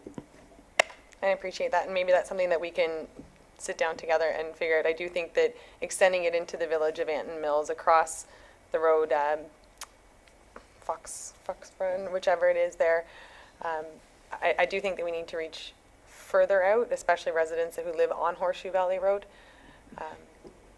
But again, I mean, this is something that's going to impact our entire municipality, so I don't want to be the one that draws the line.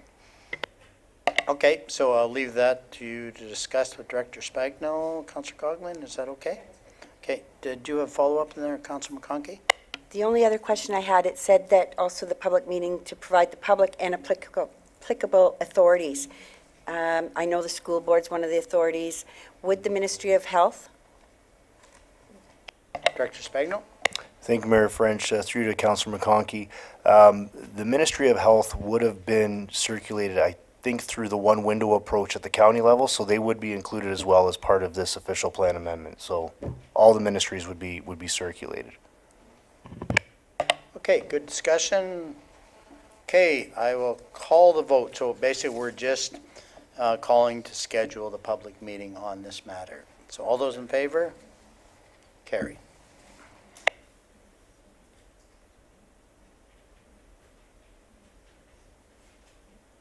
Moving on to the next item here. I need a mover and a seconder for the international competition here, and I'll read what you're going to move in second, that the report from the Chief Administrative Officer regarding international competition grant application Jabberwocky's robotics team dated May 3rd, 2017 be received, and that a $1,000 grant be allocated from the International Competition Grant Fund to Jabberwocky's to defray the cost of participating in the first Robotics World Championship 2017 in St. Louis, Missouri. Can I have a mover and a seconder? Hannah and Coghlan. Questions, comments? Councillor Hannah. Thank you, Mayor French. I think we'll probably choose to support this, and that's just my guess, knowing council is pretty generous here tonight. My thoughts are that they're asking for $1,000. The event's already happened. It would be nice to have them to come forward and give us a little presentation or a personal request like we asked from high schools and other groups that want funding. It's nice to put a face to the request and maybe give us an opportunity to ask questions. So I would just suggest, if possible, would it be appropriate to defer this and ask them to come and make a presentation or an official request before we approve it? Turn to the CAO first for any comments you might have. Thank you, Mayor French, and through to Councillor Hannah. From a timing perspective, I would love to have them here to show what they do, but my concern is the event's already happened. They've applied. Originally, they applied to one of our other programs, the Community Assistance Program, and I guess if they knew which one to apply for, this would have actually probably come to council before they left on their trip. They did apply before their trip. My concern is the trip's already happened. They are in need of the funds. A number of our residents, as well as other teens, went to this competition, which was held last weekend. My concern is the committee's reviewed it. We feel they're deserving of the funds. I would love to have them here to show what they do as sort of more of an after. But my concern is, I think they do qualify for the funds, and I think to delay it might be a bit of a concern, because even talking to the group, they were actually putting things on credit cards to make this happen for the kids. This is not something that was expected. They competed, they qualified, and it did cost a lot of money to go to this. Follow up? Thank you. I understand, and I don't disagree with you, that they've already spent the money and they'd like to get it back, but we meet again in 2 weeks, and possibly that would be an opportunity to make an official presentation of a check, if you like. And again, as I say, it gives an opportunity for us to at least ask some questions. We do have other people, when they request funds, we have them come forward here to us and make a proper presentation, and I realize that maybe the timing was quick on this, but it would be nice to see them come here. That's just my position. Okay, the resolution says we will allocate it. Other further comments, support or suggested changes? Councillor Coghlan? I just have a question to CEO Brindley. You said the committee met. Is there a committee for this international fund? CEO Brindley, Thank you very much. If you look at the terms of reference, there's actually 4 people that sit on the committee: the mayor, the deputy mayor, myself, and Mr. Belcourt. We are allowed to meet virtually, so the committee actually met virtually, and majority of the members referred this that it did qualify and it should come to council. To be clear, it wasn't it's approved, go to council. It was this comes to council for a decision. Councillor Coghlan? And thank you. And I think this is a great initiative, and this program in itself is amazing. But I do agree with Councillor Hanna that things have always kind of happened in a specific way, and this is something that I would support this evening and would support 2 weeks from now. But is there anybody here this evening that would be able to say whether or not they can come in 2 weeks? Or yeah, I think that $1,000 is a lot of money, and it is a significant support from this council, and I don't see any harm in, having them come and show us what they do. Councillor McConkey? I think part of doing this international recognition, we want to support the athletes and the youth and that, but we also want Springwater to show, we need recognition too that we are supporting them. So I think that we do need to do a check presentation. I think they do need to come forward. I think they need to be told that they're going to get the money, but the condition is that they come forward and we'll do the check presentation at council. And so that we're promoting this program at the same time. Okay, just want clarification, because I thought you wanted to delay the approval until they did the presentation. If you're saying, because I wouldn't want to come and sit here and have us debate it and turn them down and say, thanks, have a nice day. So that's different. I think we could add some verbiage that we would welcome them to come to the next meeting and receive the check. But that wasn't the message we were giving, okay, because I know it is slightly out of sequence. So is that what we mean? Okay, without Councillor Hanna and Councillor Coghlan, are you supportive of, I guess, just adding some language that the recipients come and basically present to council at the next meeting? And we can get that, I'm sure there's someone that can come. So that's what we're trying to do. Okay. So do you want to add some amend?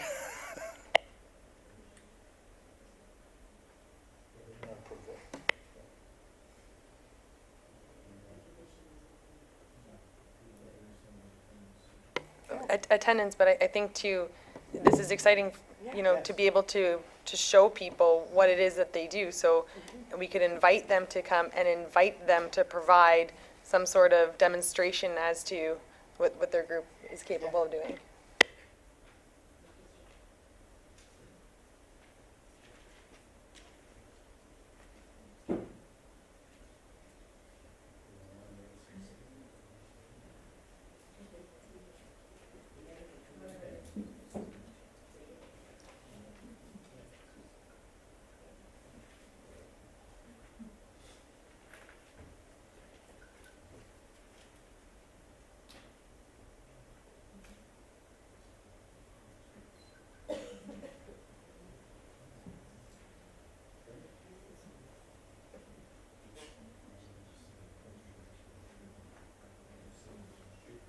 So if the mover and second is happy, we're going to add, and that a formal check presentation be provided at a subsequent meeting. Is that good with everybody?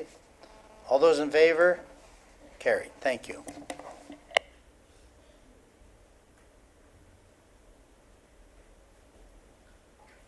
Okay, now we'll move on to some verbal report updates. Oh, sorry, I guess we need some pavement first. So, trying to save some money for the taxpayer.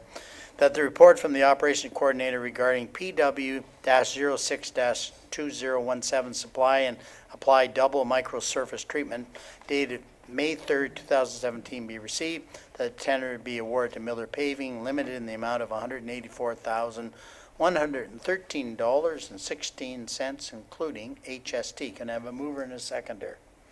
Richie Coughlin.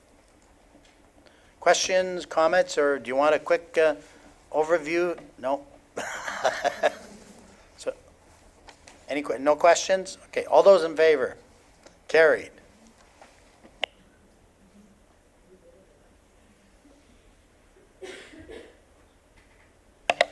Now we'll move on to the verbal updates, and the first one is the official plan update. Go to Director Spagnell. Thank you, Mayor French. Planning staff is working through very rough versions of a growth management strategy to work through methodologies and whatnot. Also looking at a very rough draft of a discussion paper, and we're hoping to have a draft available for review. We're hoping before the end of this month. Now, we are working to get something done internally, but we are trying to work as quickly as possible. Now, when will we start really engaging stakeholders again in the process, I think is a really important part. Thank you, Mayor French. Pretty much when the draft documents become accessible for public viewing, there will be a number of stakeholder groups to discuss what those documents are saying to ensure that that the municipality is working and moving in the right direction, almost ground truth what's being said within those documents. So that will be the key point when there will be quite a bit more interaction and involvement of the community. Similar process as we used when we kind of started focusing down where we're going? Okay, because I think that was quite good. Any questions on that? Okay. Next one, economic development update. I'll go to CEO Brindley. Or, no, actually, I'll go to Director Spagnell.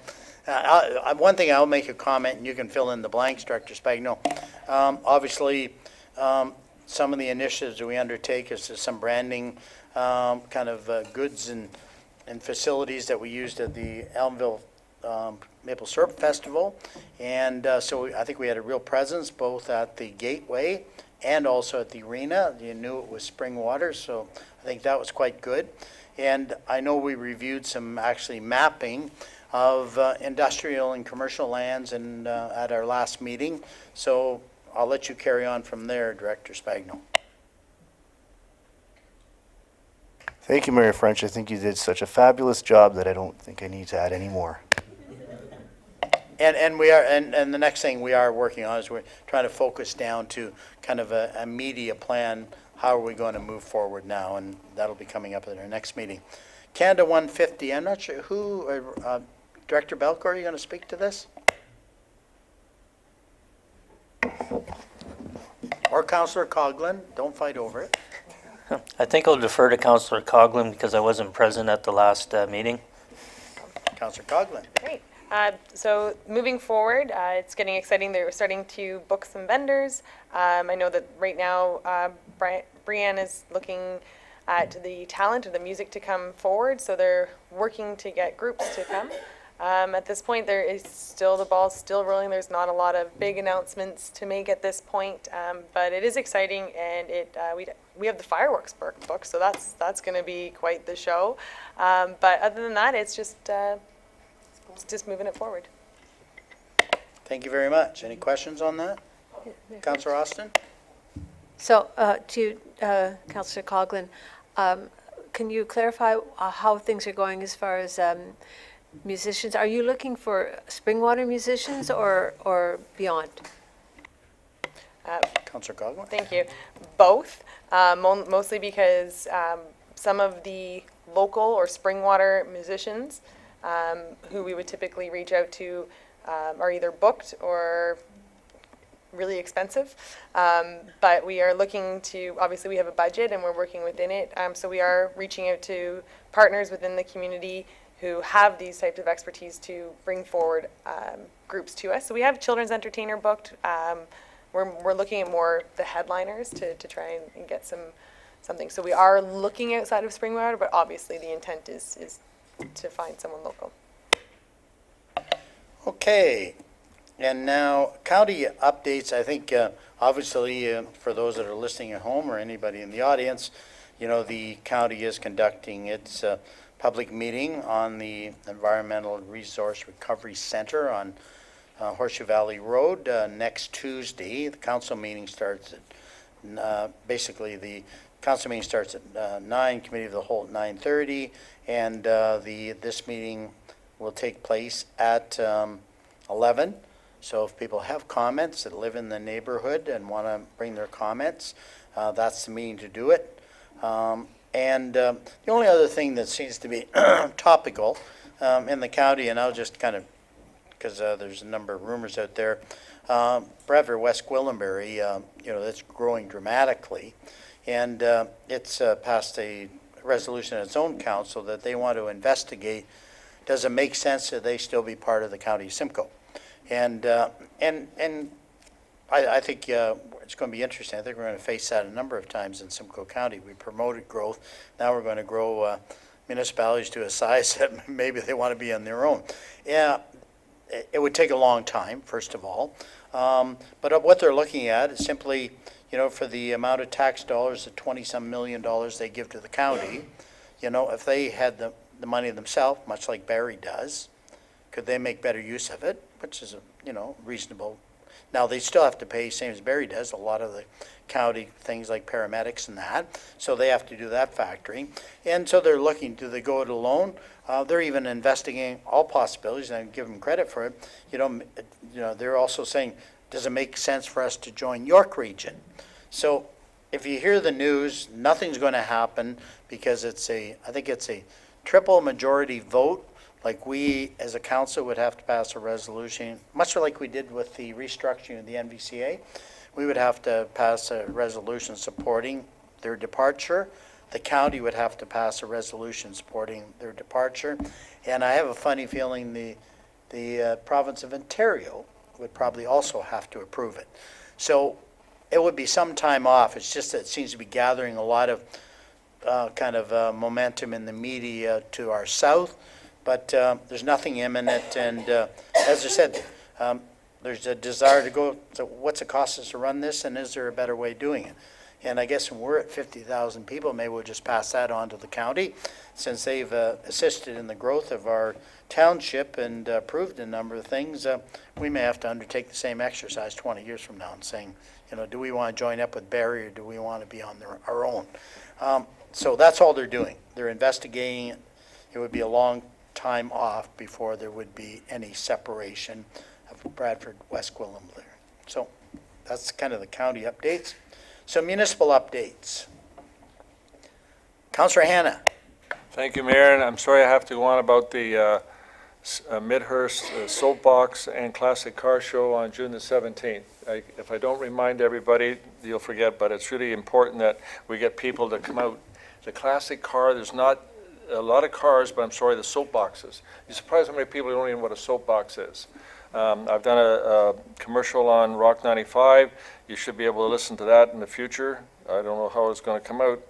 A lot of media attention. So many people are impressed because they thought this soapboxes were a thing of the past. It would be nice to see, I think the mayor's putting in a cart. I don't know if he's riding it or not, but I think he's building it anyway. There's kits available online, as the mayor can explain, that they're, I think, about $100 for a kit, so it's not that hard. I'd like to see some staff come and put their grandchildren or children in, or whatever you got out there.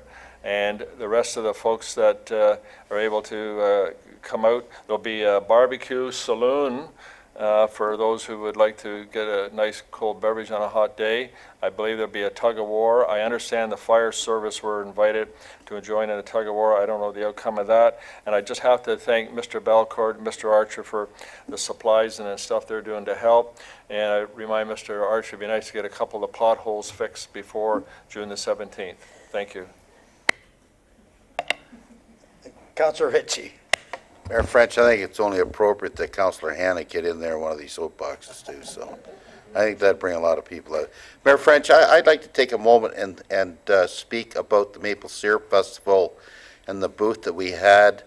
But I'd like to take a moment and thank our staff about the wonderful work that they do and the work that they did at the booth. I was with them.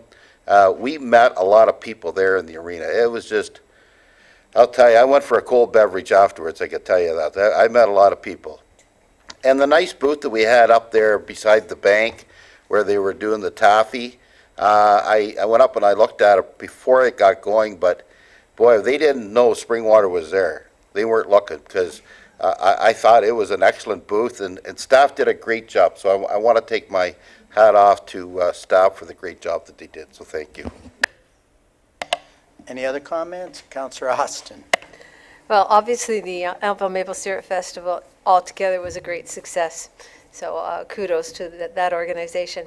But I'd also like to send out kudos to the Environmental Studies class at Elmville District High School. They were out planting trees in Bishop's Park beside the river, the Wye River, and it's just one more example about, you know, how the students in Elmville really participate in the life of the community. And I want to mention again the afternoon tea that's being hosted by my wife Lorraine, June 4th, here at the Administration Center, 2 to 4. And you see her back there. If you want tickets, you may have to grab them tonight, because, oh, okay. She's sold out, so I guess we'll have, almost, sorry. So, okay, so you better see her before you leave tonight. It should be a great event. She's really got it well organized. I can't see anything in my dining room at the moment for things that are being prepared for this royal tea. And you get an opportunity to shake hands with the Queen, that's all I can say. So, you know, we have everybody of importance there. No, it should be a fun afternoon, and men are also welcome, just in case, and come on out and enjoy the tea. And there is a poster on the at the front door there, but you can see my wife Lorraine if you want to grab some tickets tonight. Any other, Councillor Coghlan? Thank you, Mayor French. I just wanted to mention that both Anton Mills and Minising are hosting community cleanups. Anton Mills is on May 10th at 6:30 p.m. and Minising's is on May 16th at 9:30 p.m. or 9:30 a.m. Sorry, and they're both fun. And anybody that has a couple hours or an hour or a couple minutes to spare, we'd appreciate the help. Okay, any other announcements? Okay, so we dealt with the motion which notice was given. And so is there any new notices of motion? Councillor Austin.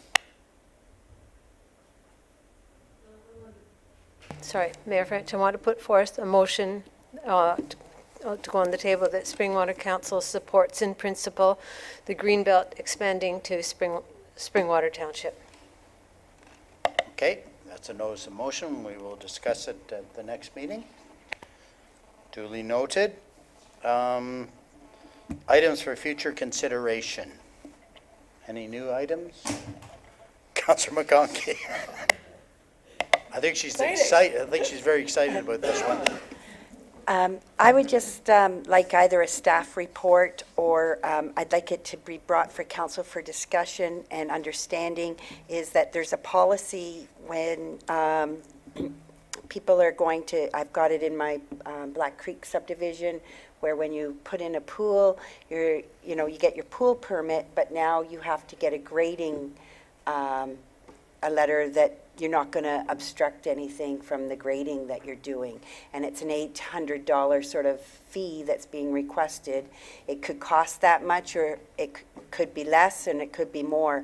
So it's a new process, could have impact on a lot more residents than what was anticipated. So I feel that council needs to all be aware. I don't believe I should just be the only one aware of this, because I want to know if it's going to be in other subdivisions, or what subdivisions will be impacted. And I think our residents need to be aware of it, because it's a policy that just came in last year.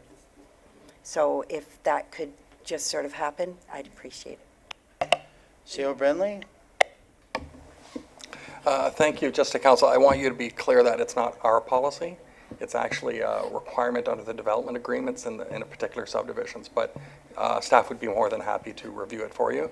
But I just want to be clear that it's actually not, it's more related to the subdivisions, especially within that development.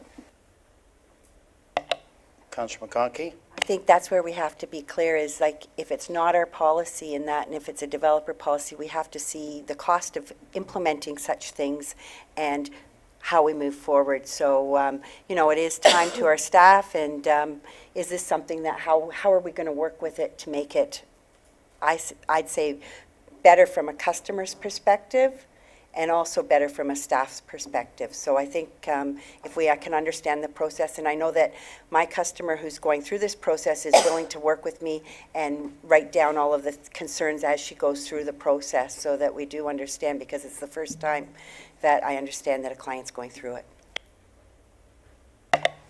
I think if we can just have a brief overview of, because I know even back as far as my Committee of Adjustment days, which is 15 years ago, even some of the developments in Snow Valley, the Highlands, there was some things that came because people, actually they broke our bylaw, but also breached the development agreement, and the developer had more impact on what they did wrong than we did. So, but I think the important thing is that maybe if we're aware that in certain developments, there's a lot of quota seals on what you can actually do, even though they get it with their purchasing agreement. I guess one of the problems is when they change hands, it's up to their lawyer to find out what quota seals and kind of right-of-ways and that are there, but sometimes they don't inherit that, and then they come and kind of get upset at us. But no, I think it would be appropriate to get an overview that, we do have certain developments that have these quota seals in them that have to be dealt with, and they should be aware of it before buy a house and say, I'm going to put a pool in and find out they can't. Okay, no, very good point. Any other items for future consideration? Okay, so I have some bylaw. So I need a mover and a seconder that the bylaw listed here and be signed and sealed by the mayor and clerk. Can I have a mover? Austin, Hannah? All those in favor? Carried. Confirmation bylaw, I need a mover and a seconder. Coughlin, Hannah?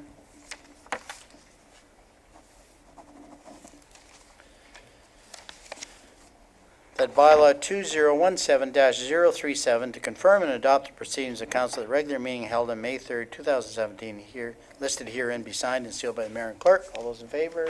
Carried. And the adjournment. Can I have a mover and a seconder? McConkey and Hannah. That the regular meeting of the Township of Spring Yard is now adjourned at 8:35 p.m. to meet again in the regular meeting on May 17, 2017 at 6:30 p.m. in the Council Chambers Administrative Center, Minising. All those in favor? Carried. Okay, just for everybody in the audience, and so my council doesn't run away, we recessed a closed session. So we're going to reconvene that. So anyway, I thank everyone for coming. I'm not sure how long that meeting will be. Yeah, we'll take a 5-minute comfort break.